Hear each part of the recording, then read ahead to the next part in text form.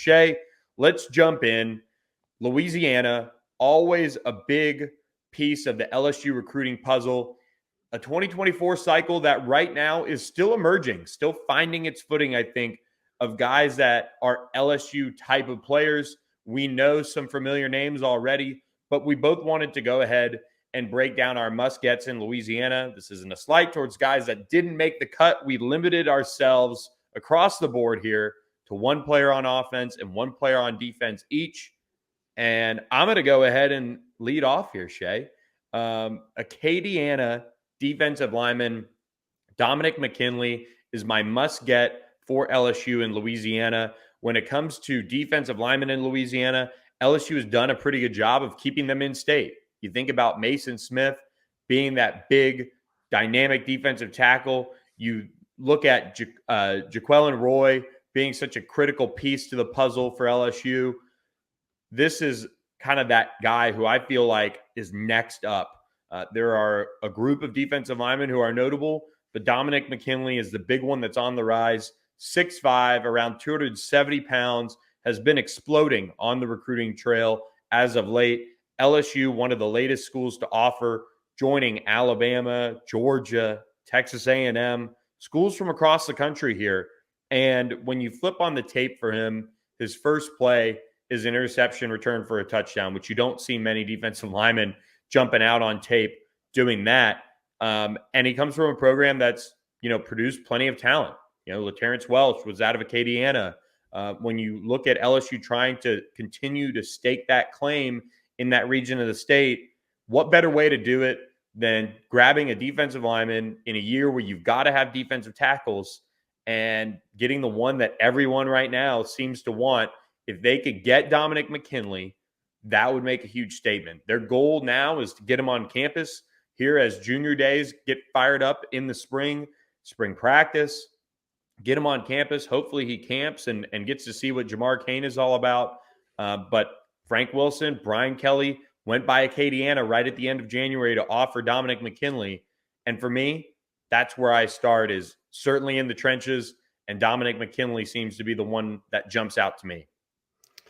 I like the choice. I think it could be made that he maybe had the best junior year of all three defensive linemen in the state, defensive tackles, I should say, that they've offered. Melvin Hills, Demarion Johnson, a couple of other guys, sort of all in that same area, are producing, or now seem to be, after being productive as juniors, the top guys in the state at the position. We made a rule that we could not choose the same people. So let's lead off with that, because there'll be some agreements that we would have picked the same person. It also, and I think you'll see this as we go through, Louisiana is top heavy, or excuse me, at least at the top's heavier on defense than it is offense. Like, there is a lot of defensive guys that we're not going to be talking about that do fit into these must-get categories. But again, we can only choose two. With McKinley off the board, I'm going Tylen Singleton out of Manny, one of the state's best players. Billy, the On3 consensus has him as the state's number one prospect. Linebacker is a need. He made the move safety to linebacker. Linebackers where colleges are recruiting him. He's more of a kind of a complete linebacker than what you saw a year ago at Manny with Tackett Curtis. Tackett Curtis is very much kind of get into the backfield pass rusher. I think Singleton can be in coverage a good bit. It's a need. It's one of the shallowest spots on their roster. He's the best linebacker in the state. And I look back a year ago, you had to go get Whit Weeks out of the state. You had to go get Christian Braithwaite out of Texas, and you missed out on a number of Louisiana linebackers. You don't want that to happen 2 years in a row. That's why I'm voting Tylen Singleton as my must-get in Louisiana on defense. Yeah, and I think that one is a great fit as well. You talked about the need, but also a recruiting battle that is shaping up with Tylen Singleton. I mean, he was at Texas A&M.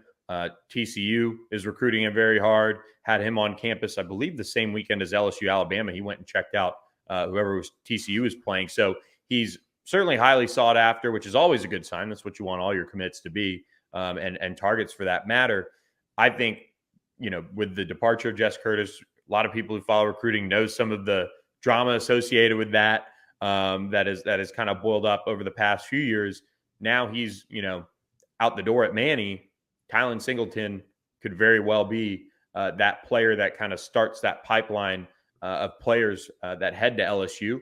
They're going to have a battle on their hands, but I love that pick when it comes to need and making a statement again in recruiting, which I think is always important. You want to make statements when you can, keep guys in state and also win some of these other big recruiting battles out of state, which we'll get to as well.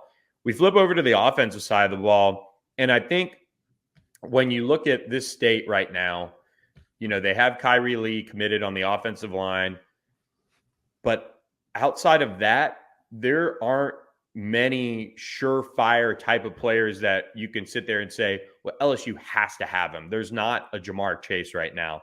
There's not a Clyde Edwards-Helaire or a Leonard Fournette or some of those guys. This is a side of the ball in Louisiana that is still trying to, again, find its footing. But there are two highly touted guys in state that we both selected. I go in New Orleans, you go to Holy Cross, and you find wide receiver Kobe Young. He's taken a few visits. He's been to LSU as well in the past month, which is important. I think that shows his genuine interest in LSU.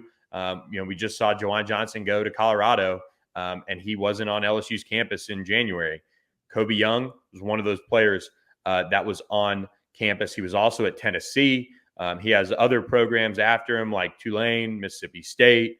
There are others that are after him as well, and programs that are evaluating him, programs that are going to want him on campus.